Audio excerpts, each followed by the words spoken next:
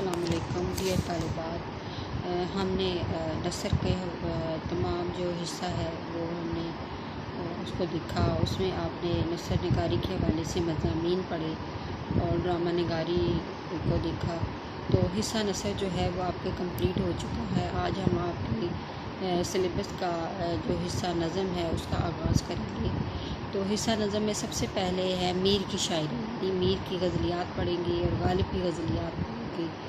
तो मीर जो है वो उसकी शायरी के हवाले से अगर हम देखें तो मीर तकी मीर जो है 1824 में आगरा में पैदा हुए। आपके वालिद का नाम मोहम्मद अली था और लोग उन्हें अली मुंतकी कहते थे। मीर के वालिद अपनी फ़कीराना ज़िंदगी में इतने महव थे कि उन्हें गर्दो पेश की भी ज़्यादा ख़बर ना होती थी, और जब कभी वो दरवेशों या अल्लाह वालों से मिलने के लिए जाते तो मीर को भी अपने साथ ले जाते थे। उनकी बातें सुनवाते, उनके तर्ज़ो-बूदोबाश की तकरीर करने की तलकीन करते। गुरबत अफलास ने हर कहीं मीर का पीछा किया, और इसकी वजह यही थी कि दुनियावी और दीनी एतबार से उनकी तालीम मुकम्मल न थी। इस पर बाई की बदसलूकी, मामू की बेरुखी, ज़माने की जफाकारियों ने जो सितम ढाए वो मुतज़ाद थे। नतीजा ये हुआ कि इन सब अवामिल ने मिलकर मीर की ज़िंदगी का मनफी रुझान पैदा कर दिया और वो अपने आप को माहौल के सांचे में ना डाल सके। अपनी अना और फाका मस्ती में ही जी कर 1810 में लखनऊ में वफ़ात पाए और वही दफन हुए। मीर इन खुशकिस्मत शायरों में से है जिनकी अज़मत का इतराफ़ करने वाले दूसरे शोरा ने बुखल महसूस नहीं किया। इनके असलूब की पैरवी को अपने लिए बाइसे फ़ख्र समझा है और इनकी फ़नी सलाहियतों का इतराफ़ आलुल ऐलान किया है। और हम असराना चश्मश बहुत बुरी चीज़ है। आदमी सच्ची बात जो है वो तस्लीम नहीं करता, मगर इनके हम असर और माहिर फ़न उस्तादों को भी ये यकीन और ये इतराफ़ करना पड़ा कि ये गज़ल में वो मीर से बढ़कर नहीं है। सौदा, नासिक और गालिब और इसके अलावा और जो इनके हम से शोरा थे उन्होंने मीर की शायरी का इतराफ़ किया है। सौदा ने कहा कि सौदा तुझ ज़मीन में गज़ल दर गज़ल ही लिख, होता है तुझको मेरे उस्ताद की तरह, होना है तुझको मेरे उस्ताद की तरह। नासिक ने कहा कि शुबा नासिक नहीं कुछ मीर की उस्तादी में, आबे बहरा है जो होत कदे मीर नहीं। इसके अलावा हसरत मोहानी ने कहा कि शेर मेरे भी हैं पुरदर्द लेकिन हसरत, मीर का शेवाए गुफ्तार कहाँ से लाऊं। तो इस तरह ये एक मुकम्मल हकीकत है कि मीर के जो अशार है वो दिलों में एक रंग जो है वो भर देते हैं, और मीर को भी इस बात का पूरा एहसास था कि उनकी शेरी अज़मत को तस्लीम किया जाएगा। इनके अशार लोगों के दिलों में गर्मी और तड़प पैदा करते रहे और सीनों में एक ऐसी आग लगा देते हैं जो बढ़कर शोला तो नहीं बनेगी बल्कि हमेशा सुलगती रहेगी। वो कहते हैं कि जाने का नहीं शोर सुखन का मेरे हरगज़, ताहशर जहाँ में मेरा दीवान रहेगा।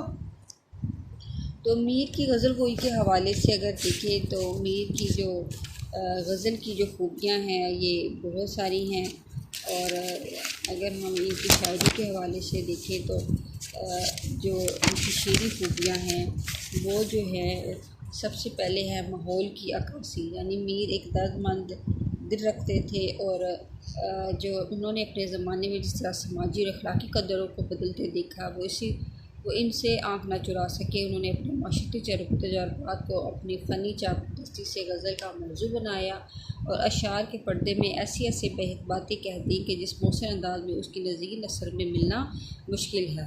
और दिल्ली का बर्बादी और इस तरह के और बहुत सारे जो वाक़यात थे वो उन्होंने अपनी गज़ल के ज़रिए बयान किया है। तो मीर की कलाम की खसूसियात में एक अहम चीज़ गम परस्ती है। यानी मीर की शायरी दर्द, गम और सोज़-ओ-गुदास की तर्जुमान है। उन्होंने गम इश्क और गम रोज़गार के रद्द-ए-अमल के तौर पर पैदा होने वाले गम को अपनी शायरी में पूरी तरह समोया है, और बकौल बाबा उर्दू मौलवी अब्दुल हक उनका हर आंसू एक शेर है और हर मिसरा खून की एक बूंद है। दर्दमंदी, मीर की शायरी में दर्दमंदी का जज्बा हर शेर और गज़ल में छाया हुआ है। उनकी दर्दमंदी उनकी अखलाकी, ख़ानदानी हालात और ज़माने की मुसीबतों की पैदावार है, जिसे ज़िंदगी की तलखियों और बुरारज़ुओं की शिकस्त ने शदीद कर दिया है।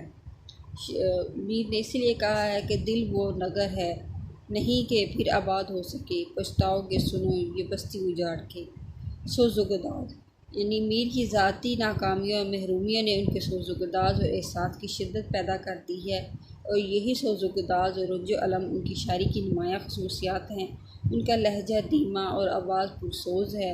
मीर ने इसीलिए कहा था कि शाम से कुछ बुझा सा रहता है, दिल है गोया चिराग मुफलिस का।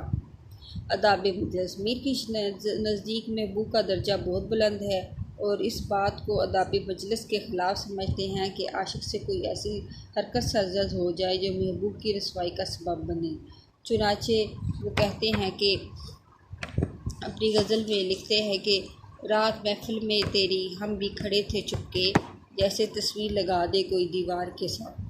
वाक़ियत पसंदी मीर ने अपनी शायरी में सिर्फ जज्बात ही से काम नहीं लिया, बल्कि हकीकत पसंदी से काम लेते हुए इन बातों का भी जिक्र किया है कि वो उनकी इश्क की नाकामी का सबब बने। ज़ोरो ज़ार कुछ ना था तू बारे मीर, कुछ भरोसा ये आशनाई की। तगज़्ज़ुल के मैदान में आज तक मीर की बराबरी का दावा कोई नहीं कर सका। कौल मौलवी अब्दुल हक उन्होंने दर्द और सोच के साथ जो नगमा छेड़ा है, उसकी मिसाल दुनिया उर्दू में नहीं मिलती। ये एक हकीकत है कि उनका कलाम तगज़्ज़ुल का शाहकार है, और ज़िंदगी की बेसबाती का एहसास उनकी गज़लों में नुमायाँ है। और मीर के दिल में तकिया नशीनी और ज़िंदगी की बेसकादी का तस्वर बहुत जम चुका था। उनके इजहार उनके शेरों में अक्सर मिलता है। तकरारुल अल्फाज मीर के अशार के मफ़हूम में वसअत और मंजर कशी करने के लिए तकरार अल्फाज से बड़ी खूबसूरती से काम लेते हैं। ऐसे से अशार गहरी कमाल पैदा करते हैं कि आदमी दंग रह जाता है। शेरों की मौसीकी और तरन्नुम में इजाफ़ा हो जाता है, और वो अपने अशार में लफ्ज़ों को बार बार इस्तेमाल करके वो जो है हुस्न पैदा करते चले जाते हैं। इसके अलावा इनके जो गज़लें हैं उनमें एक नुमायाँ खूबी है तसव्वुफ़ जो है, जिसकी तलकीन बचपन में ही मीर और उनके वालिद ने की थी। उनकी ज़िंदगी में रचा बच्चा हुआ है, और दर्द ही खुद है, खुद दुआ है इश्क। शेख क्या जाने तू कि क्या है इश्क। तशबीहात यानी उनकी शायरी में हमें तशबीहात नज़र आती हैं, और वो उस तशबीहात में हमें तकीमी पूरी कुदरत तक रखते हैं। वो अपने अशार की तासीर को दुगना करने के लिए तशबीहों से खूब काम लेते हैं। उसके बाद है मुतरन्नम बहरें यानी मीर की बहरें बड़ी मुतरन्नम और शीरी होती हैं। उनके लतीफ़ जज्बात की तर्जमानी के लिए फ़ारसी बहरों के साथ साथ हिंदी बहरों से भी काम लिया गया है, और जिससे उनके कलाम को हुस्न निखर गया है। शायर ने यही कहा है कि पत्ता पत्ता बूटा बूटा हाल हमारा जाने हैं, जाने ना जाने गुल ही ना जाने बाग तो सारा जाने हैं।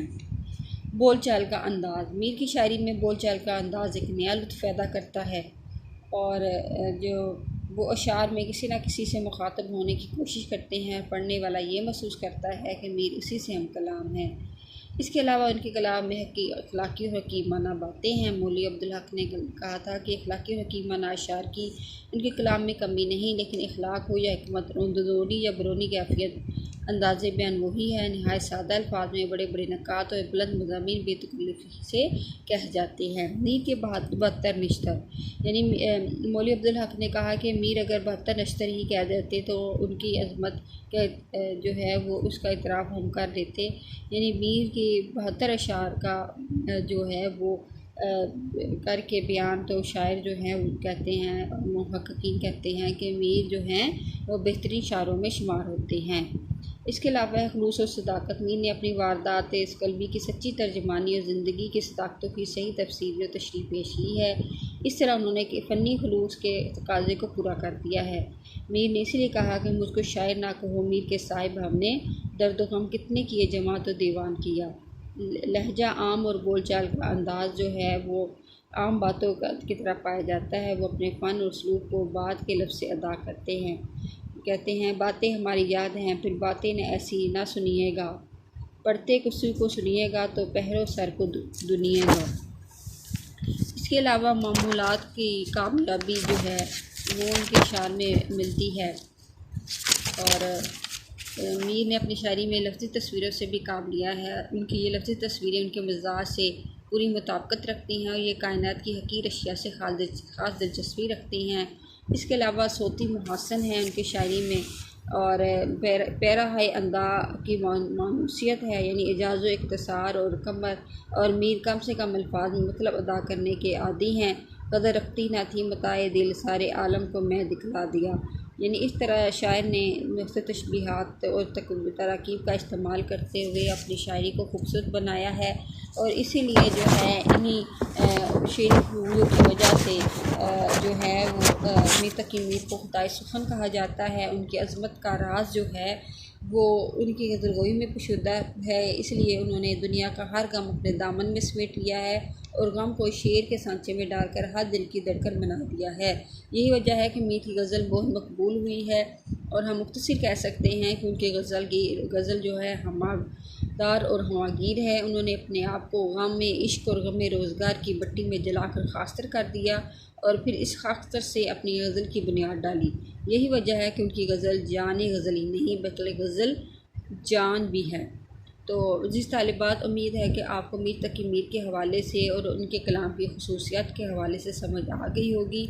आज के लिए इतना ही काफ़ी है। अल्लाह हाफ़िज़।